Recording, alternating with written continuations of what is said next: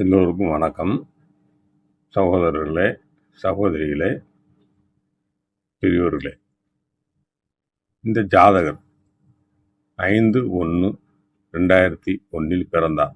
நண்பர்களே, இரவு 3:59 25 செகண்ட் இவர் பிறந்தது. இவர் ஜாதகத்தில் தற்போது எனக்கு பல கேள்விகள் உள்ளது, நீங்கள் கூறுங்கள் என்று கேட்டு வந்தார். அவருக்கு வயது 24 வயது 4 மாதம். நண்பர்களே, முதலில் ஒரு ஜாதகம் பார்க்கும்போது அவருடைய லக்ன குறிப்பினை எப்படி உள்ளது என்பதை பார்ப்போம். இப்பொழுது சாதாரணமாக ஒருவர் ஜாதகத்தில் பார்க்கும்போது இவர் விருச்ச லக்னத்தில் பிறந்திருக்கின்றார். இவருடைய ராசி சந்திரன் பரணி நட்சத்திரத்தில் 1ஆம் பாதத்தில் இருக்கின்றார் என்று கூறுவார்கள்.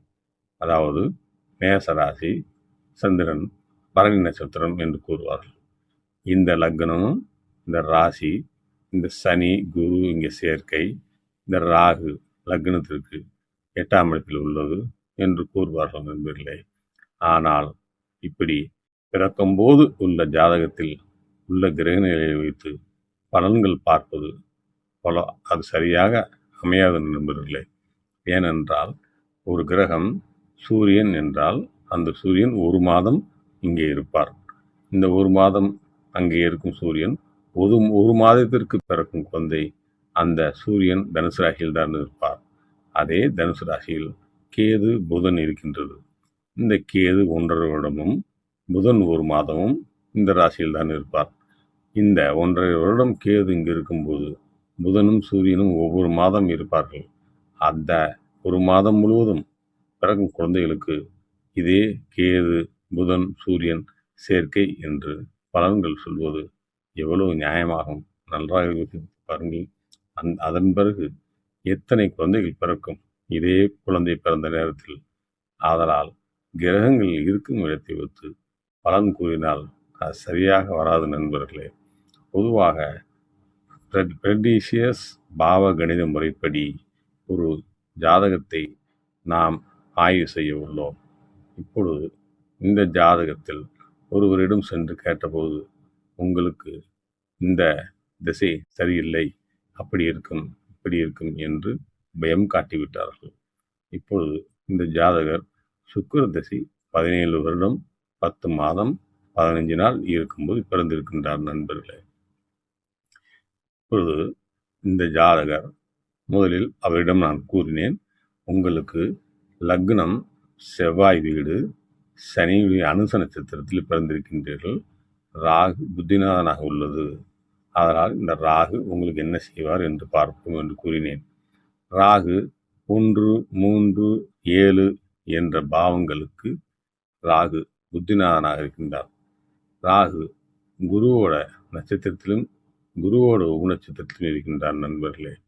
பாருங்கள், ராகு குருவின் நட்சத்திரத்திலும் குருவின் உபநட்சத்திரத்திலும் ராகுவின் உப நட்சத்திரத்தில் இருக்கின்றார்.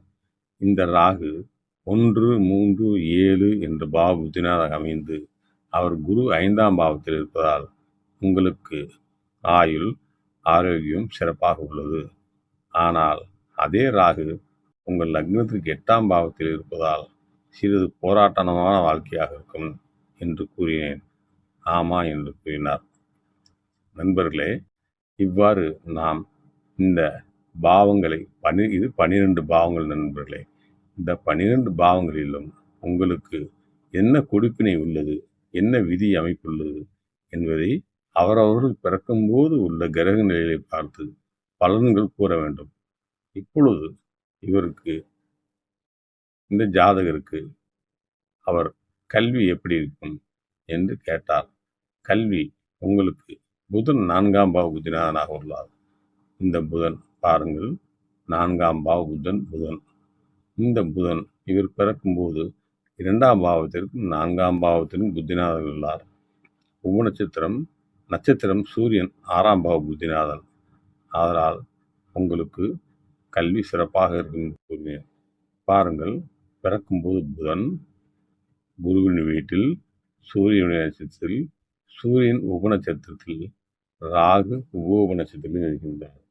இன்று இங்கு இந்த புதன் சூரியன் 6ஆம் பாவ புத்தினானாகவும், அதே சூரியனுடைய உபநட்சத்திரத்திலும் ராகு 1, 3, 7ஆம் பாவ புத்தினானாக இருப்பதால் உங்களுக்கு கல்வி நன்றாக இருக்கும், சிறப்பாக கல்வி கற்பீர்கள் என்று கூறினேன். அதன் பிறகு அவருக்கு கல்யாணம் எப்படி இருக்கும் வாழ்க்கை என்று கேட்டார். அப்பொழுதுதான் கூறினேன், 7ஆம் பாவம் என்பது கல்யாணத்தை காட்டும் நண்பர்களே. இந்த 1, 3, 7 என்பது ராகு உங்களுக்கு. ஆதலால் அது உங்கள் குருவின் நட்சத்திரத்தில் 5ஆம் பாவ புத்தினாக இருப்பதால், உபநட்சத்திரம் 5ஆம் பாவத்தை காட்டுவதால் உங்கள் லக்ன குடிப்பினையே நன்றாக உள்ளது. அதே நேரம் உங்களுக்கு வரக்கூடிய மனைவி ஆன்மீக சிந்தனை, நல்ல ஆரோக்கியமான ஒரு நல்ல அமைப்புள்ள மனைவி அமையும் என்று கூறினேன். ஆதலால் இப்படி ஒவ்வொரு கேள்விகளுக்கும் நாம் எந்த பாவத்தை பார்க்க வேண்டும் என்பதை பற்றி பார்க்க வேண்டும். கல்யாணம் என்றால் அவர்களுக்கு இந்த 7ஆம் பாவத்தை பார்க்க வேண்டும். இந்த 7ஆம் பாவம் இங்கு இவருக்கு 1, 3, 7 நட்சத்திரம் குரு, உபநட்சத்திரம் குருவாக அமைந்திருப்பதால் அவர்களுக்கு சிறப்பாக இருக்குது என்று கூறினேன். இப்படி ஜாதகம் பார்க்கும்போது அவர்கள் பிறந்த நேரத்தில் இதை பாருங்கள்.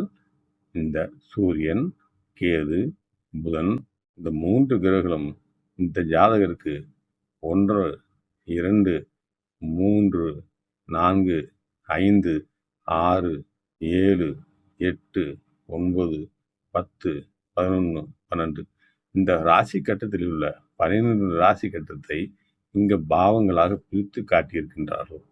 அதன்படி இவருக்கு சூரியன் என்ற கிரகமும், கேது என்ற கிரகமும், புதன் என்ற கிரகமும் 2ஆம் பாவத்தில் இருக்கிறது நண்பர்களே.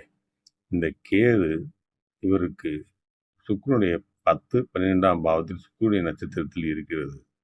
அதே போன்று சூரியன் உங்களுக்கு 6ஆம் பாவ புத்தியானாகி 10, 12ஆம் பாவத்தில் இருப்பதால் உங்களுக்கு உபநட்சத்திரம் 5ஆம் பாவத்தை காட்டுகிறது. உங்களுக்கு அரசு வேலை அமையும் என்று கூறினேன். அதே நேரம் இவருக்கு புதனும் 2ஆம் பாவத்தில் இருப்பதால் உங்களுக்கு அதே புதன் 2ஆம் பாவ புத்திநாதனாகவும் நிற்கின்ற நட்சத்திரம் சூரியன் 6ஆம் பாவ புத்திநாதனாக இருப்பதால் உங்களுக்கு வாழ்க்கையில் கல்வியும் செல்வமும் திருமண வாழ்க்கையும் நன்றாக இருக்கும் என்று கூறி மிக மகிழ்ச்சியோடு சென்றார். நண்பர்களே, பிறக்கும்போது நாம் உள்ள கிரகங்களை பார்த்து பலன் கூறக்கூடாது. ஏனென்றால் சந்திரன் 2.25 நாள் இருப்பார், சனி 2 வருடம் இருப்பார், குரு 1 வருடம் இருப்பார், ராகு 1.5 வருடம் இருப்பார் இந்த ராசியில். இப்படி இந்த கேது 1.5 வருடம், புதன் 1 மாதம், சூரியன் 1 மாதம், சுக்கிரன் 1 மாதம் இருப்பார். இந்த கிரகங்கள் நிலையாக இருக்கும்போது எவ்வாறு பலன்களை நாம் கூறுவது? ஏனென்றால் இந்த கிரகங்கள் இருக்கும்போது இதே 1 மாதம் சூரியன் இங்கே இருக்கின்றார் என்றால் அந்த 1 மாதம் பிறக்கும் குழந்தைகளுக்கு அத்தனை பேருக்கும் ஒரே பலன்கள் இருக்காது. ஏன்னால் லக்னம் மட்டும் 2 மணி நேரத்துக்கு ஒரு தடவை மாறிக்கொண்டே இருக்கும். கிரகங்கள் அப்படியே தான் இருக்கும். ஆனால் கிரகங்களை வைத்து பலன் கூறும் முறையை பின்பற்றி சரியான பலன்களை காண முடியாது நண்பர்களே. இப்பொழுது இந்த பையனுக்கு மனம் திருப்தியாக போய்விட்டது. அவர் கேட்ட கேள்விக்கெல்லாம் பதில் சொல்லிவிட்டேன். அதற்கு கடைசியாக அவர் கேள்வி கேட்டார், நான் ஒரு பெண்ணை காதலிக்கின்றேன், எப்படி இருக்கும் என்று கேட்டார். காதல் என்பது 5ஆம் பாவம் நண்பர். 5ஆம் பாவ புத்தினான் குருவாகவே அமைந்து விட்டார். உங்களுக்கு சந்திர திசை நடக்கிறது, சந்திர புத்தி நடக்கிறது. அதனால் சந்திர திசை சந்திர புத்தி உங்களுக்கு 9ஆம் பாவ புத்தினாதனாக இருப்பதால் இன்று சனியின் உபநட்சத்திரத்தில் இருக்கிறது.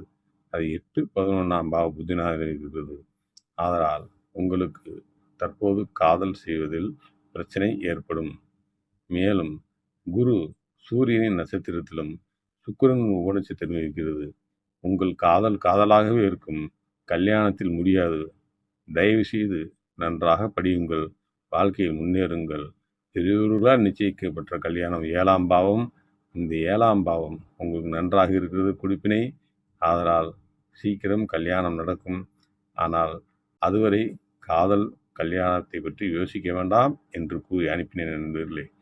இப்படி கணினியில் போட்டு சரியான முறையில் நாம் பலன்களை கண்டு அவர்களுக்கு சொல்ல வேண்டும் நண்பர்களே. இது ஒரு உதாரண ஜாதகமாக உங்களுக்கு போட்டுள்ளேன்.